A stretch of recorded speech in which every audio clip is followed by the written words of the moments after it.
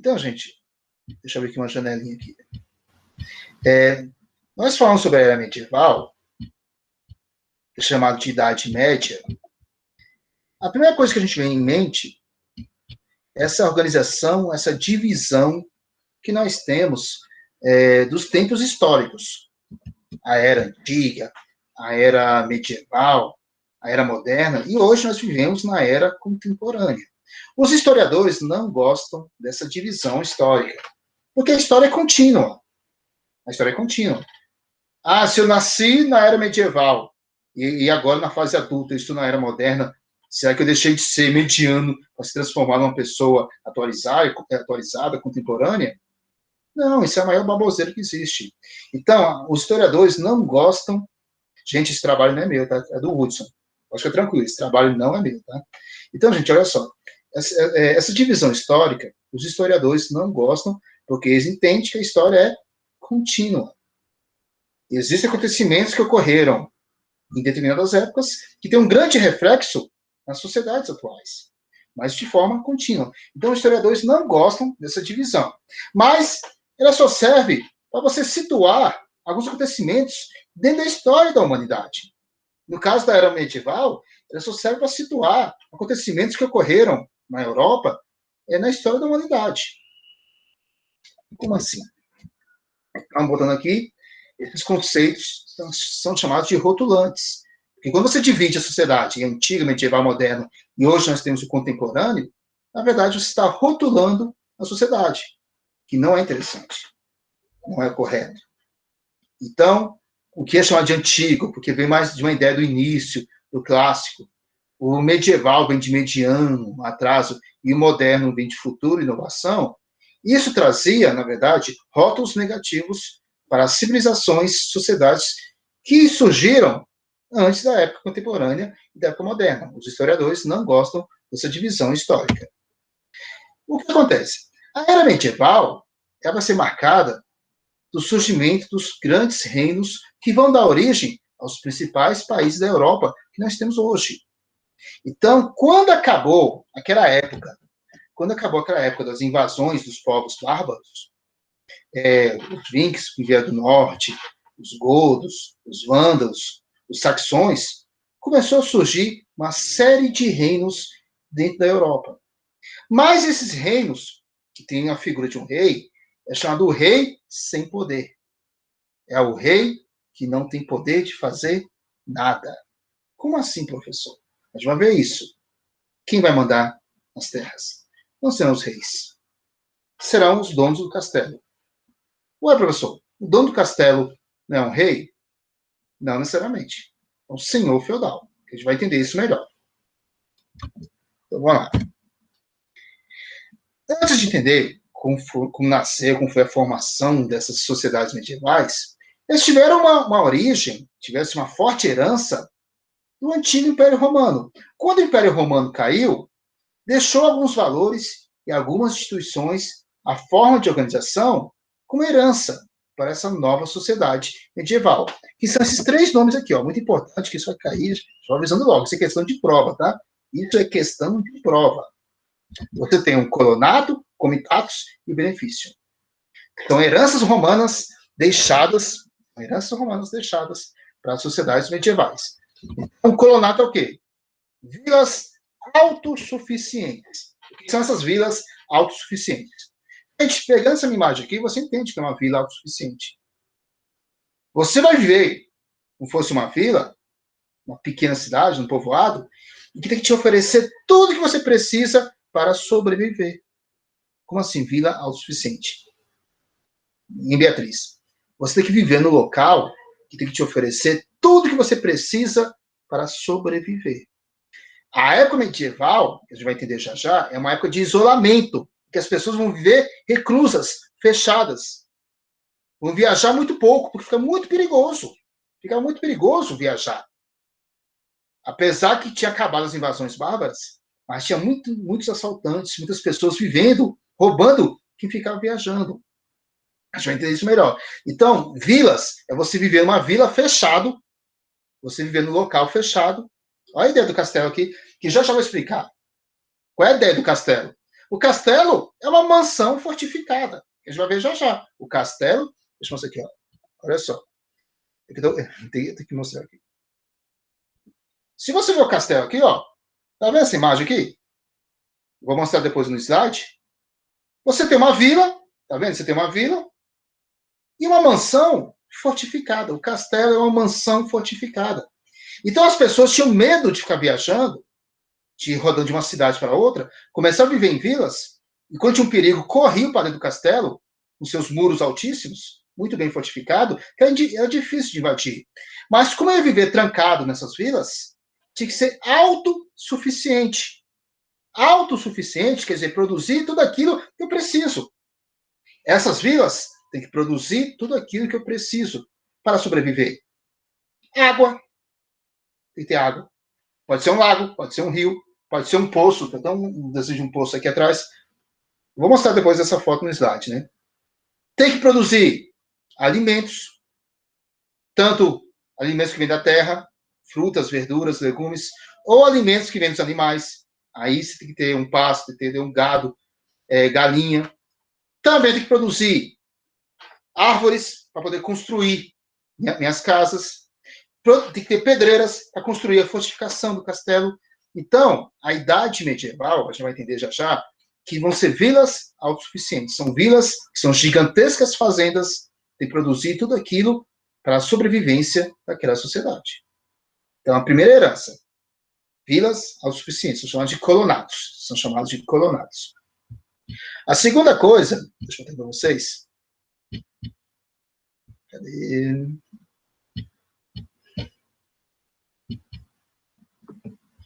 Opa, fui um pouquinho. Comitados. O que quer dizer o comitados? Divisão social, classes sociais. Gente, outra coisa que vai ficar muito marcada nessa Idade Média, a gente vai ver como vai surgir, é uma divisão clássica da sociedade. É um tipo uma pirâmide, que eu vou mostrar já já. Exatamente. Então, a sociedade era dividida em classes, uma pirâmide, é dividida em classes, em uma pirâmide, e você vai se enquadrar em uma dessas classes. Ou você vai nascer na nobreza, já vê quem é a nobreza, ou você vai nascer na massa da população, chamada de quê? Os plebeus, os servos, população pobre, ou você vai ser levado para o clero, que é a igreja católica. Cada um tem sua função, que eu vou falar já já. Um rezava, o outro lutava e o outro produzia. Exatamente. Essa divisão social não permitia que as pessoas mudassem. Se você não nasceu na nobreza, você vai morrer na nobreza. Se você nasceu pobre, vai morrer pobre. Se você entrou na igreja, tem que entrar na igreja. E as funções delas, que eu já vou mostrar, eram muito bem definidas. Você nasceu para rezar, você nasceu para lutar, você nasceu para trabalhar. Olha só. E a outra herança que a gente tem... Peraí. Deixa eu botar aqui. Essa mudança de tela que me atrasa. Olha só. Além do colonato, que são vidas autossuficientes, além do comitatus, que é a divisão social, você tinha um benefício. Tudo você reconhecia, você pagava por um tipo de obra que você fazia. Então, um benefício. Se você lutou por mim, tem que ganhar uma riqueza, parabéns. Você é um herói. Se você produziu, se você rezou, tudo isso através de um benefício. E esse benefício era dado com a maior riqueza da época, que não era o dinheiro, que não existia o dinheiro, não eram os metais preciosos, porque dá muito trabalho você cunhar moedas de ouro ou de prata, mas era a terra.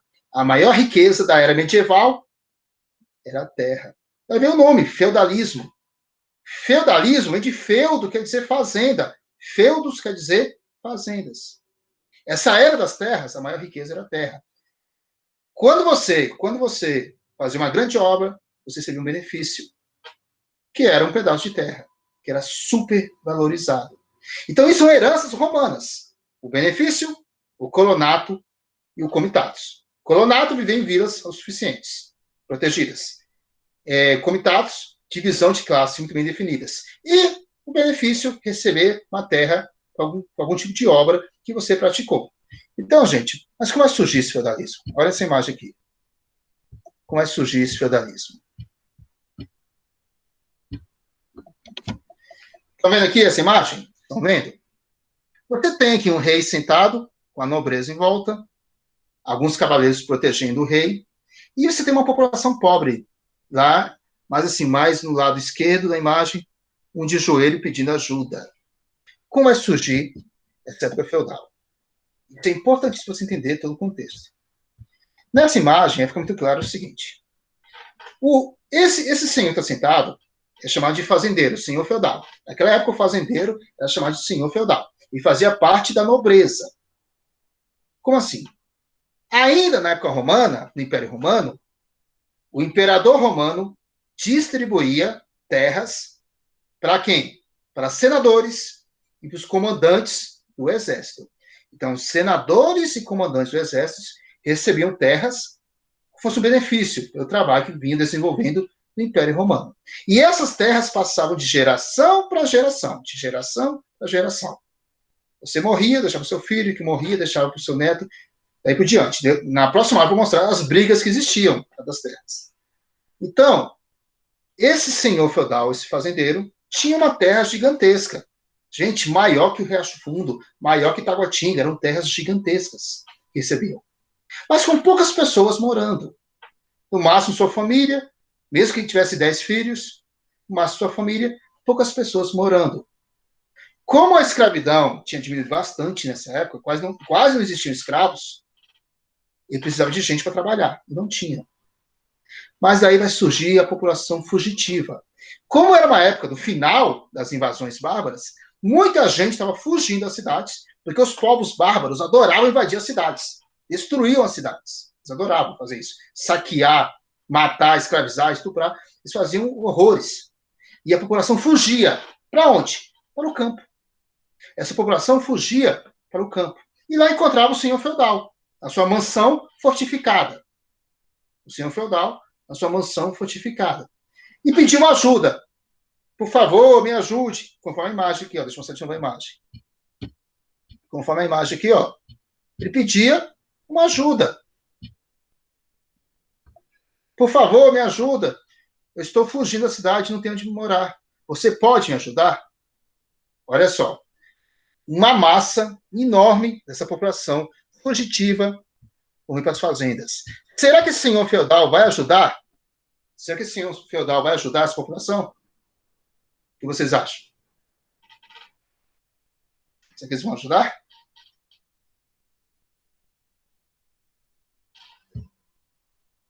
Se tiver um coração bom, acho que não, acho que não.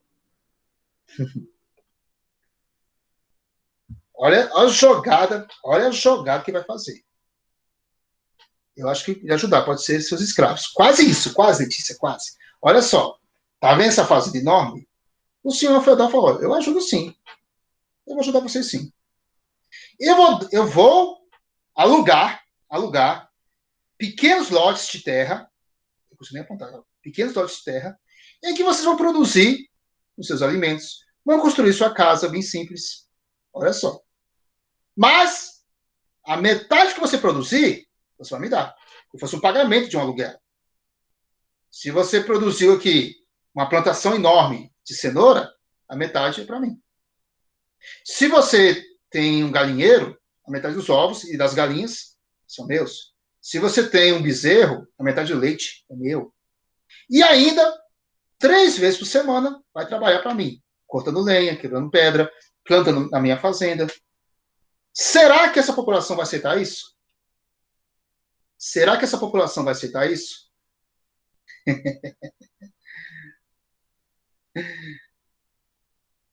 Eles aceitam. Eles vão aceitar. Porque eles não viram opção. Eles não viram opção. Iam para a cidade, eram saqueados. Não tinham lugar para morar. Não recebiam terras, porque eram pobres. Então, eles começaram a procurar os senhores feudais, os fazendeiros, e fizeram essa troca. E vai dar muito certo. Vai dar tão certo que vai durar 1000 anos na Europa. Vai durar 1000 anos na Europa a era feudal. O Japão vai fazer por isso também durante 1000 anos. O Brasil vai fazer uma coisa muito parecida na época da colonização. As fazendas de engenho, muito parecido, mas eram escravos. E a Europa para fazer isso. Essa população pobre, a massa da população, vão ser chamados de servos. Eles não são escravos. Isso é muito importante, gente. Isso eu vou bater muito na prova. Eles não são escravos, são servos. E qual a diferença de escravo para servo? Qual a diferença de um escravo para um servo? 1000 anos, exatamente. Durou 1000 anos. O escravo é aquele que trabalha obrigatório. O escravo não tem opção. Você é sequestrado e você é jogado para um trabalho obrigatório. O servo acho que não tem obrigação. O servo, ele tinha opção de aceitar ou não isso aqui. Mas 99% aceitaram. 99% aceitaram. Porque não tinha outras opções. Eles não enxergavam outras opções. Muitos vão dizer que eles eram presos a essa situação. Eles ficavam presos a essa situação. Os que não aceitavam iam virar miseráveis, mendigos, nas cidades. Eles não viram outras opções. Então, de alguma forma, eles estavam presos ao senhor feudal. Sim, o senhor feudal explorava eles. É um trabalho muito pesado. Um trabalho quase exploratório. Mas não eram escravos. Eles eram livres. Os servos, eles eram livres. Mas eles não saíam. Porque o lote, esse lote passava de geração para geração. Era como se fosse uma herança dos pais para os seus filhos pobres. Continue trabalhando. Não é a melhor coisa, mas você tem a sua casinha aqui, tem sua terrinha, que você alimenta a sua família. Então, eles aceitavam. Então, gente, olha só. Professor, e como isso acabou? Aí isso eu vou falar na semana que vem, como vai acabar. Que é uma história longa, como vai acabar. Aí isso vai ter um fim. E são os próprios servos que vão dar o fim nisso aí. Vou só dar uma adiantada. São os próprios servos que vão levar ao fim da situação. Vai ser muito... Não, e vocês não têm ideia de como esses servos vão ser revolucionários. Mas são cenas para o próximo capítulo. Não vou dar spoiler. Então, gente, olha só. Esses servos vão aceitar a situação. Não tem opção. E vão morar, daí tem a divisão social.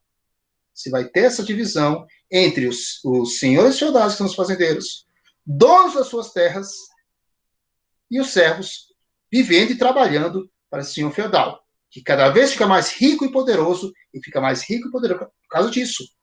E tem tanta coisa para trocar com os outros, que fica rico e poderoso. E um detalhe, olha só, vou mostrar aqui a imagem de novo.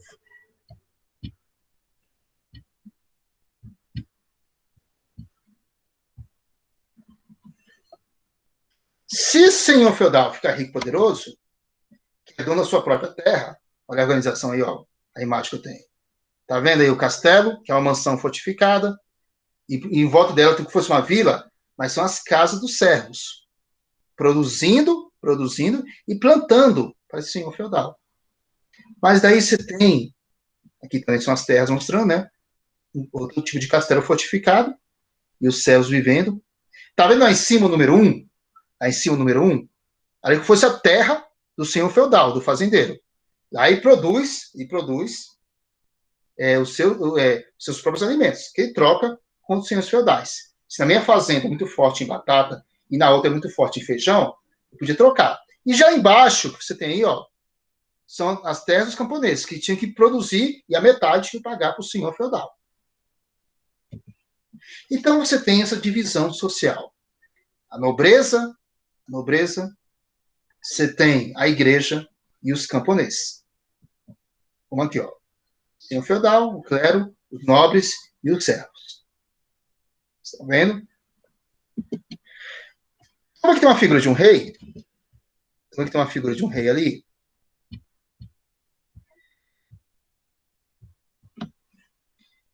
Todo país ali tem um rei, mas tem milhares de senhores feudais. Quem é mais poderoso, o rei ou o senhor feudal?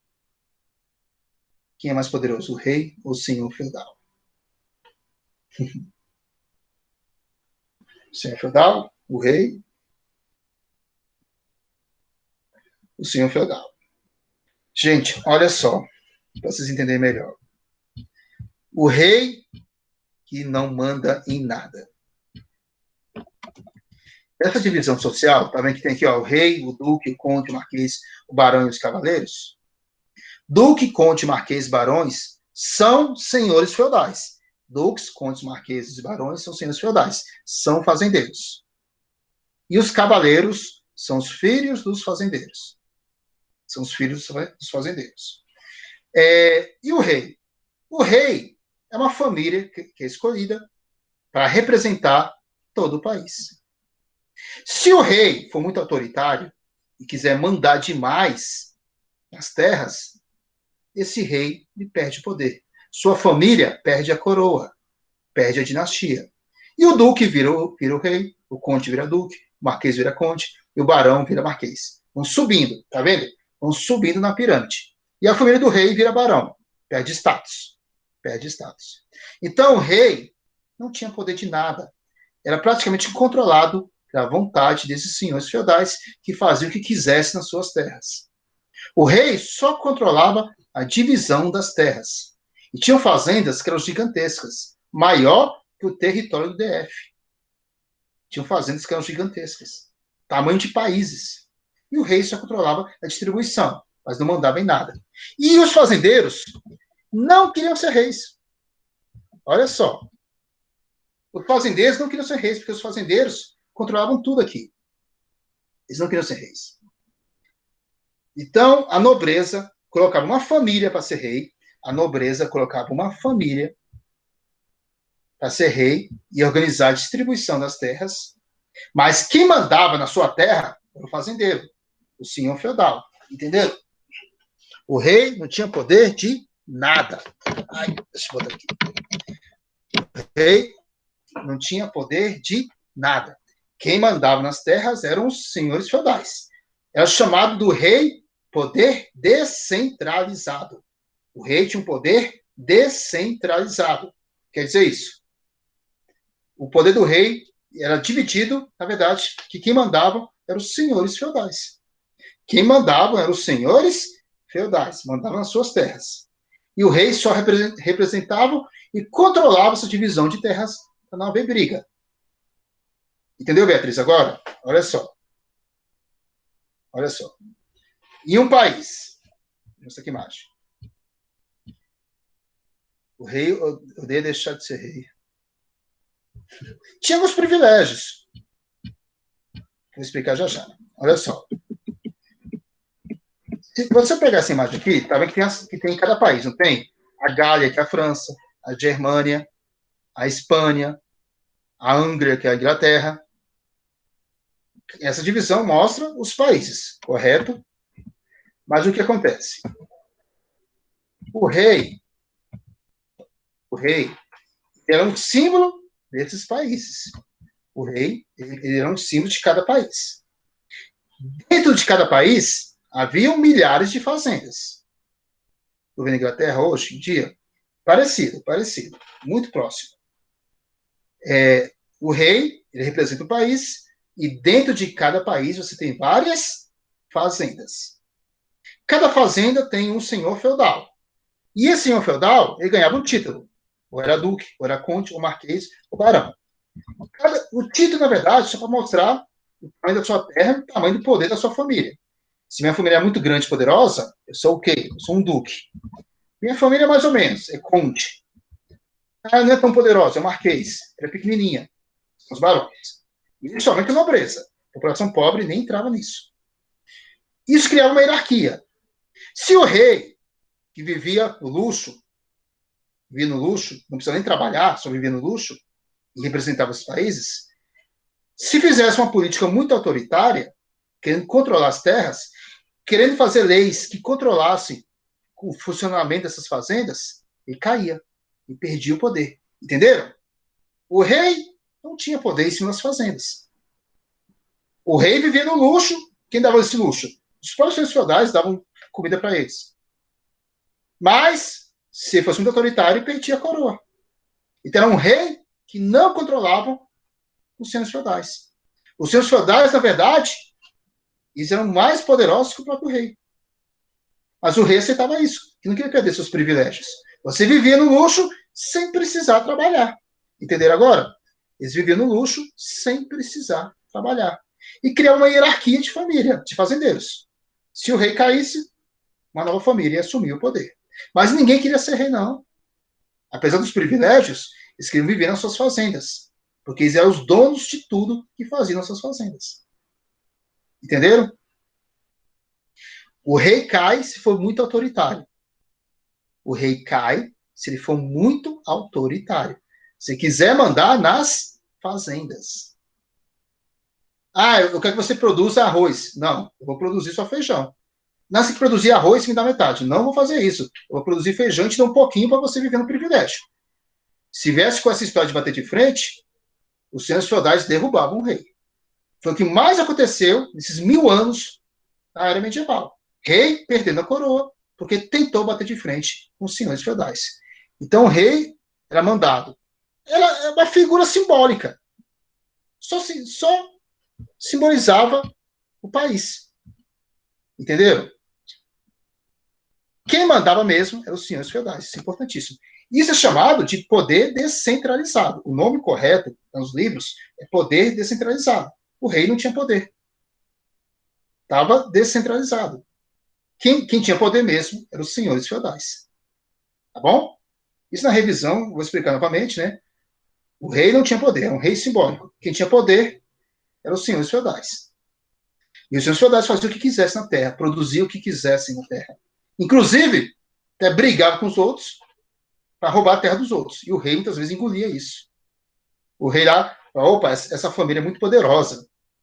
Eu vou engolir, fica quietinho, deixa eles roubar a terra dos outros lá, para não perder a coroa. Isso aconteceu muito na era medieval. Entenderam? Então, gente, essa é a primeira parte do feudalismo, né? A divisão social. Só para finalizar. Então, você tem os senhores feudais que protegiam a sociedade, os servos que trabalhavam, e vai nascer a igreja, muito forte nessa época, muito forte. Quem era a igreja? Isso eu vou explicar de novo na quarta-feira. O senhor feudal tem 10 filhos. Por isso que tem 10 homens. Rapidinho, o senhor para finalizar. O senhor feudal tem 10 homens. Se o senhor feudal, o fazendeiro, morre, quem assume a terra? Quem assume a terra? O senhor feudal, mas tem 10 filhos homens. Se morre, quem assume? O primogênito, o mais velho. O mais velho assume. E os outros filhos? E os outros? Geralmente o segundo mais velho matava o mais velho. O segundo matava o primeiro para poder assumir tudo. O restante virava cavaleiros. Se eu nasci homem e sou um filho do meio, então eu vou ser cavaleiro. Eu vou proteger o castelo. E o caçula era dado para a igreja. Para virar padre ou monge. Então o mais velho assumia, se não fosse morto, o irmão, o segundo mais velho, o restante virava cavaleiro, e o caçula ia para onde? O caçula ia para a igreja, ia doado para a igreja. Daí você vai ter o clero, o corpo da igreja, muito forte. E as mulheres, exatamente. E as mulheres. Olha só, o senhor feudal geralmente casava 3 vezes na vida. Ele casava com 16 anos, com uma menina de 12 anos, tinha 10 filhos. Quem morria primeiro? A esposa. Depois de 10 filhos, ela com 25 anos morria. Ele, com seus 30, casava de novo, com outra menina de 12, 13 anos. Tinha mais 10 filhos. Era, por causa das más condições de higiene, na do parto, ela morria. Ele, com 40 anos, casava de novo. Tinha senhor feudal que casava 5 vezes, até os 60 anos. Casando com meninas de 12, 13 anos. Tinha senhores feudais que tinham 5 casamentos e 50 filhos. 5 casamentos e 50 filhos. E o que fazia? Os homens, organizados dessa forma, o mais velho assumia tudo, os do meio, cavaleiros, e o mais novo para a igreja. E as mulheres só tinham uma função: arrumar bons casamentos para trocar por terra. O seu papel é arrumar um bom casamento e trocar com a terra para mim. Uma fazenda, aumentar a minha fazenda. E não vem casar, se apaixonar por filho de um servo, não. Você tem que casar E 99% eram casamentos arranjados. Casamentos arranjados. Ó, eu arrumei um velho de 60 anos para você casar ali. Pelo amor de Deus, não, você vai casar com ele, porque vai me dar terra ali. Casamentos nobres, arranjados, que não tinha escolha, não. Olha só. E os servos faziam a mesma coisa. O servo tinha lá seus 7 filhos. O mais velho assumiu o lote. Os filhos do meio dos servos iam virar soldados dos cavaleiros, porque o cavaleiro anda a cavalo. E o restante o escudeiro, o soldadinho a pé. O mais novo vai para a igreja, vai virar a coroinha do padre. E as mulheres dos servos, as meninas, as filhas dos servos, iam casar também, casamentos arranjados, com filhas de outros servos. Na verdade, elas perdiam a virgindade porque eram estupradas pelos nobres, né? A maioria era estuprada pelos nobres. Se engravidasse, ninguém ia assumir. E elas, as meninas, se casavam com filhos dos servos, mas também um casamento de interesse. Trocavam coisas, mas não terras. Trocavam uma galinha, um saco de batata, um bezerro. O que podia trocar, eles trocavam. Tá vendo que é uma divisão social? Daí você vai ter essas 3 classes muito fortes. Tranquilo, gente, essa primeira parte? Dúvidas? Tudo certinho? Entenderam? Eu vou reforçar isso sempre, né? O poder do rei, como essa sociedade se dividiu e como ela vai crescer. Tranquilo, gente? Então, tudo certinho. Brigadão. E até a próxima aula. Valeu, gente. Valeu. Tchau.